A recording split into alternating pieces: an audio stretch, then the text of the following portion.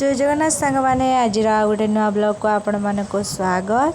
आज मु आसी मो काकी घर को सेठी आमर गोटे भोजीर आयोजन होती। चलतु देखा तार प्रिपेरेसन केमती चलती सब आम परिवार समस्ते मिसिकी आम आज भोजीर आयोजन करूँ।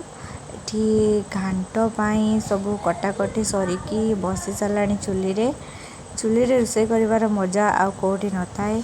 साग आमर साग कटाकटी चलती सबू काकी मैंने मिसिक आम रोषे कर सब जोटा जार दरकार जिते बड़े हेल्प कर चा भी करके आनिक पिउचंती से सब चा मिली।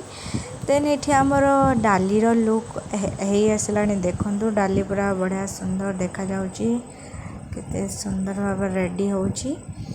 एबे पुणी एटा घाट पाई चलची प्रस्तुति मसला।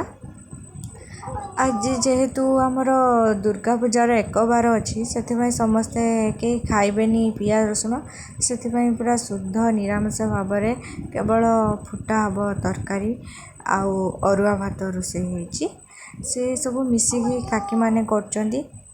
आमर जहाँ भी किसी हेले एठी आयोजन भोजीर आयोजन जिते बड़े जहाँ भी किसी समस्ते आमर मिसिकी रोषेबास सब हेल्प करती। जहाँ भी कहतु सांग मैंने आपण मानक एमती भल लगे कि नहीं कमेंट रे कहे।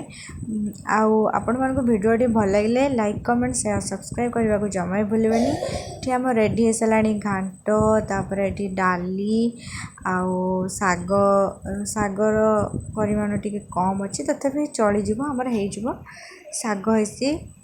ये गोटे उल्लरे तैयारी प्रस्तुत होती कौन गोटे रेसिपी आपण मान आड़े खाती कि ना मुझे जानी किंतु ता लुकटा बढ़िया मस्त देखा जाउची।